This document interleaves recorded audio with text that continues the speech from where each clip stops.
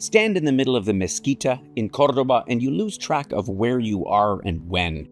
Hundreds of red and white arches run off in every direction, resting on columns the Romans cut. And rising straight up through the roof of it all, a Christian cathedral, a mosque, a cathedral, and a Roman building, one structure, all at once, none of it apologizing for the rest. That's Andalusia in a single room. It doesn't hand you its history in order, it stacks it, and it trusts you to read it. I've spent a good deal of time in the south of Spain over the years, and it's the one part of the country I keep coming back to. Not for a view, but for the way centuries sit on top of one another here, close enough to touch. I'm Gordon Drager, founder of Wheel and Anchor. Let me show you how to read them. We'll start in Madrid, and then head south by train to Andalusia, and rather than change hotels every night, we'll settle into 3 of them. First, Seville, 3 nights in the great river city, with a day west to the sherry country around Jerez. And then 3 more nights in Cordoba, Roman Ethia on the road in, and the Caliph's ruined city of Medina Azahara just outside. And finally, 6 nights in Malaga on the coast, our base for Granada's Alhambra, the gorge town of Ronda, and the white hill towns above the sea. 3 homes, not 14, enough time in each to unpack and to notice what a faster trip drives straight past. Andalusia is the one corner of Western Europe that spent nearly 800 years inside the Muslim world, and then centuries more layering Christian Spain on top. You don't learn that from a plaque here, you read it off the buildings themselves. The Mezquita is where it's clearest, but it's far from the only place. Just outside Cordoba lie the bones of the Medina Azahara, a whole city a caliph raised from nothing in the 10th century to run Al-Andalus from. It was sacked and forgotten within a lifetime, and even now barely a tenth of it has been lifted out of the ground. A short film rebuilds the rest. Standing in what's been uncovered with the plain falling away below, you get the scale of an empire most of us were never taught even existed. In Seville, we'll walk into the real Alcázar, where Christian kings liked the Moorish style so much they kept building it long after they'd won. And in Granada, the Alhambra, the last thing Muslim Spain built before it fell in 1492. Its Nasrid palaces are covered floor to ceiling in carved poetry and running water. Not ornament for its own sake, a civilization writing down what it valued on the walls while it still could. Even the small towns carry it. Under Ethia's Baroque church towers, they keep pulling Roman mosaics out of the ground. One of them, a triumph of Bacchus, 30 square meters of floor that lay hidden for centuries. Any one of these places would repay the airfare on its own. Andalusia hands you the whole sequence at once, in order and close together. Here's what 3 nights in a place buys you that 1 or 2 nights simply never can. The first day, a guide walks you through the headline sites and you get your bearings.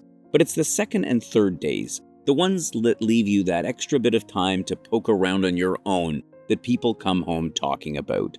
That's when you find the little cafe you go back to, or when you turn down a lane in Seville with no aim in particular and end up at a tapas bar you couldn't possibly have planned in advance. Cordoba does this better than almost anywhere.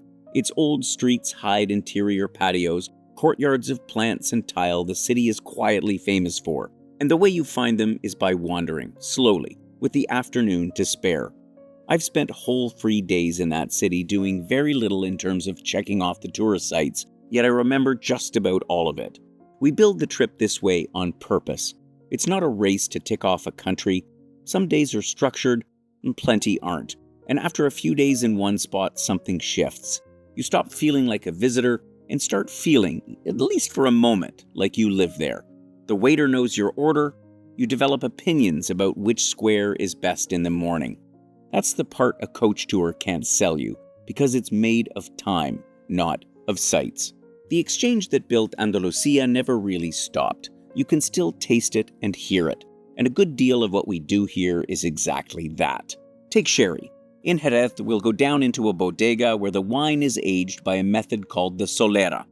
Barrels stacked 3 high, each year's wine drawn partly from the one beneath, so a glass poured today still carries a trace of wine laid down generations ago.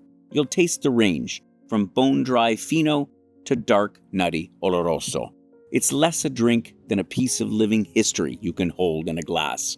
We stay in Jerez for lunch, in an old wine bar where the sherry still comes straight from the cask, and where flamenco is performed with no microphone and no stage, just a voice, a guitar, and a dancer's heels on the boards, close enough that you feel it in your chest. Flamenco isn't a show put on for outsiders. It's Andalusian grief and joy worked out in public, and up close it's a different thing entirely from anything you've watched on the stage back home. Then there's the oil. In Ethia, and again near Ronda, we'll taste olive oil pressed the way it has been for generations. Some of it aged, some just off the mill and still green. All of it from groves you can see from where you're standing. And in Malaga, we'll spend an afternoon in a kitchen with our hands in it, learning what a malagueño actually means by a proper rice. Andalusia has a shape, and part of the pleasure is feeling it under your feet. Ronda sits astride a gorge more than 400 meters deep, the old town on one side and the new on the other, joined by a bridge that took the better part of 40 years to build. I remember the first time I looked over that edge. It rearranges your sense of what a town can be built on. Ronda also holds one of the oldest bull rings in Spain, which we visit for the history, whatever you make of the practice itself. From there, the white towns run off into the hills, whole villages painted the same lime white, spilling down slopes above the olive groves. Mijas is one of them, and we'll take our time in it rather than rush through for a photo. And Granada, I'm told, has the finest exit in Spain. After the Alhambra, rather than take the coach back down, we'll walk into the city on foot, down through shaded lanes with the snow-capped Sierra Nevada behind us, the whole way unspooling toward the streets below. There's even a footnote for the horses. Cordoba is, quite literally, where the Andalusian breed comes from, bred there by royal decree in the 1570s. And there's an evening performance for those who want it, in the old royal stables where the tradition is still kept alive. That's Andalusia, a place where a mosque holds a cathedral, where a glass of wine remembers the century it started in, and where the past isn't behind glass, but underfoot, waiting to be read.